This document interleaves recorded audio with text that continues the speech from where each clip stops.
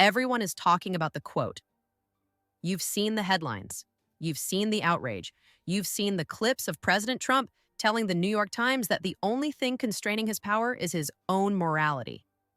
But while the media is hyper-focused on those three words, they are ignoring the verifiable action that actually took place in the Senate less than 24 hours ago. While the cameras were pointed at the White House, the U.S. Senate passed a bipartisan war powers resolution to stop the president's military operations in Venezuela. The vote was 52 to 47. 5 Republicans broke ranks to join Democrats. This is not a drill. This is not campaign rhetoric.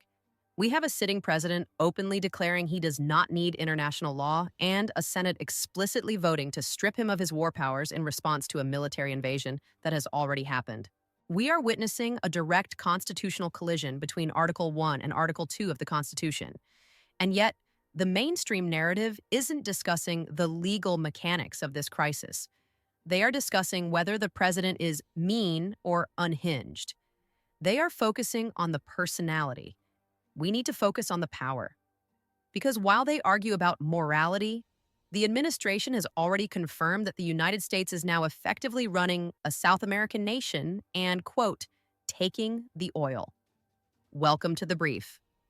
To understand what is actually happening, we first have to look at how this story has been packaged for you by the legacy media. Yesterday, January 8th, the New York Times published an extensive interview with President Trump. This interview was conducted in the aftermath of a military operation last weekend, where U.S. forces entered Caracas, Venezuela, and captured President Nicolas Maduro and his wife, Cilia Flores. The media's framing of this interview has been uniform. From The Guardian to The Mirror, the headlines are almost identical. Trump says power constrained only by my own morality. The narrative technique here is selective outrage. The press is framing this as a story about a leader's ego. They are analyzing his psychological state. They are bringing on pundits to discuss the definition of megalomania. They are linking this comment to his desire to buy Greenland, portraying the president as a whimsical figure treating global geopolitics like a real estate board game. By focusing on the scandalous nature of the morality quote, they are minimizing the strategic reality that the president laid out in the very same interview. They are largely ignoring or treating as a side note the specific justifications he gave regarding China and Russia. They are minimizing the fact that he explicitly compared this operation to past U.S. failures to argue for a new doctrine of competence.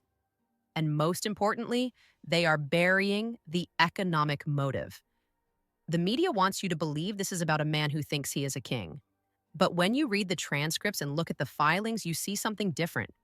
You see a president who is admitting out loud the quiet part of American foreign policy that has existed for decades. He isn't saying he is a dictator. He is saying that the current international rules-based order is a fiction, and he is the only one willing to admit it.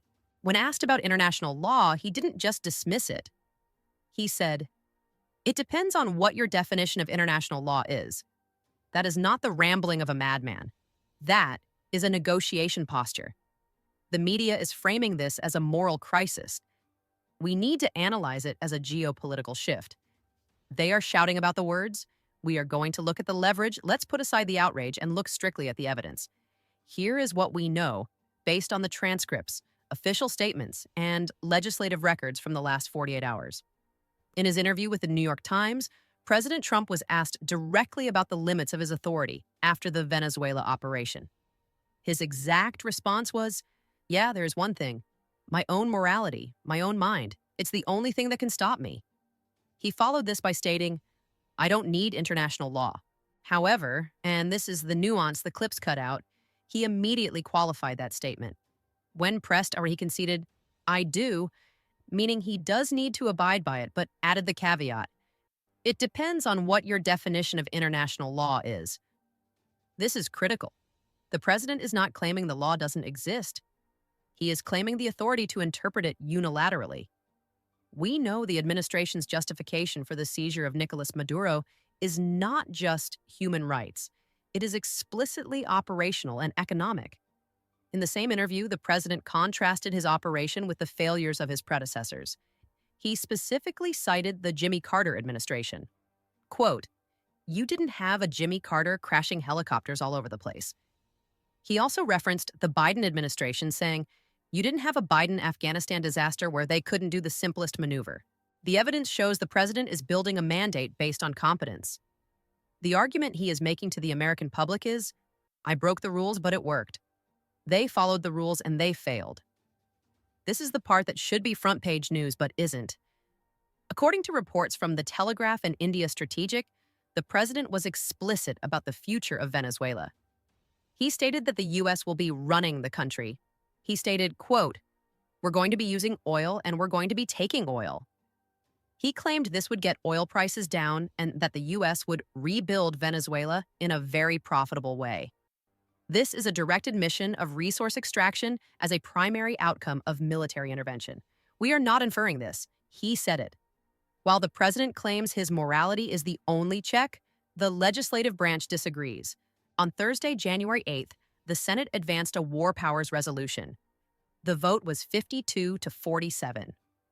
All Democrats voted in favor. They were joined by 5 Republicans: Rand Paul, Todd Young, Lisa Murkowski, Josh Hawley, and Susan Collins. This resolution explicitly requires the president to seek Congress's approval for military action against Venezuela. The president's response to this was documented on Truth Social. He called the resolution unconstitutional and stated that the Republicans who voted for it should never be elected to office again. Here is the sequence of events. Last weekend, U.S. forces conduct a raid in Caracas. Maduro is captured and flown to New York. Wednesday, John 7. Domestic tensions rise. An ICE agent fatally shoots a woman in Minneapolis, sparking protests. This provides the backdrop of domestic unrest. Thursday, Jan 8. The NYT interview drops. The Senate votes. The president doubles down on his morality comment. We do not know the status of the interim government in Venezuela. We know Delcy Rodriguez is technically in place, but Trump has said she remains only as long as she does what we want. We do not know if the House will pass the war powers resolution. And we do not know how the Supreme Court will rule if the president ignores that resolution. That is the evidence. The president claims total authority. The Senate has voted to stop him, and the U.S. military is currently occupying the energy infrastructure of a foreign nation. Anchor. Now, let's look at how the system is reacting to this information. The reaction from the political establishment has been frantic but contradictory. First, let's look at the international response. France has issued a condemnation. The French president accused the U.S. of turning away from allies. The Guardian reports that British and European diplomats are scrambling, with editorials suggesting that America's allies must find new ways to guarantee their own interests. This is diplomatically significant. It signals that our traditional allies no longer view Washington as a partner in a shared legal framework, but as a volatile superpower to be managed. The Democrats, led by Senator Tim Kaine, are using the morality quote to paint the president as a dictator. They are framing the war powers resolution as a defense of democracy. But look at the hypocrisy here. For decades, under both Democratic and Republican administrations, the United States has engaged in regime change, drone strikes, and extraterritorial seizures without congressional approval. The difference now is not the act, but the articulation. Trump is saying the quiet part out loud. He is stripping away the veneer of humanitarian intervention and calling it what it is: power. The establishment is reacting with horror, not because he violated sovereignty. They've done that for years, but because he violated the etiquette of sovereignty. He didn't use the polite language of the State Department. He used the language of a landlord. Ownership, he told The Times, is psychologically needed for success. The media is swirling around the Greenland narrative again. Because Trump mentioned Greenland in the interview, outlets are treating this as a quirky side story. They are mocking the idea this is a mistake. By mocking the Greenland purchase, they are dismissing the expansionist doctrine explicitly laid out in the interview. They are laughing at the clown while the clown is redrawing the map. Notice the shift. He didn't engage with the legal arguments of the war powers resolution.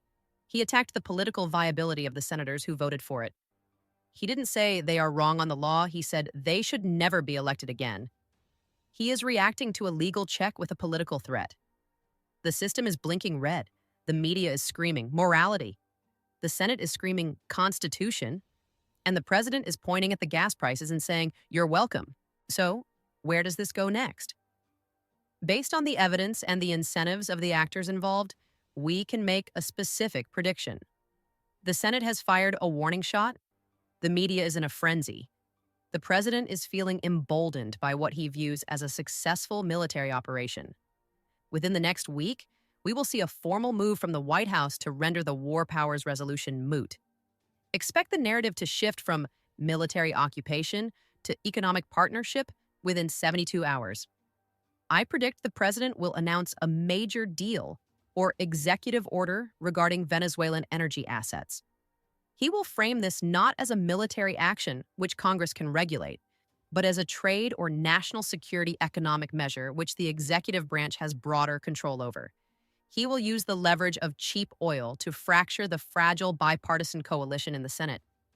He will dare the Republicans who voted against him to vote against lower gas prices. Why? Because Trump operates on transaction, not statute. He knows that if he can show a tangible economic benefit to the American voter, specifically lower energy costs, the abstract arguments about international law and war powers will evaporate in the court of public opinion. He is betting that the American public cares more about the price at the pump than the sovereignty of Venezuela. And historically, that is a safe bet. Watch for the pivot to energy independence. That is the shield he will use to block the Senate's sword. We are in a dangerous moment, not just because of what the president is saying, but because of what the media is failing to explain. They are selling you a soap opera about a man's ego. The reality is a constitutional crisis about war, resources, and the limits of power. The establishment, both in the media and in Washington, thrives on the outrage cycle. It distracts you from the documents, the votes, and the money. They don't want this information getting out. They prefer you emotional and uninformed. If you want to help us fight the algorithm and spread the truth, you know what to do. Stay skeptical. Stay informed. We'll see you in the next brief.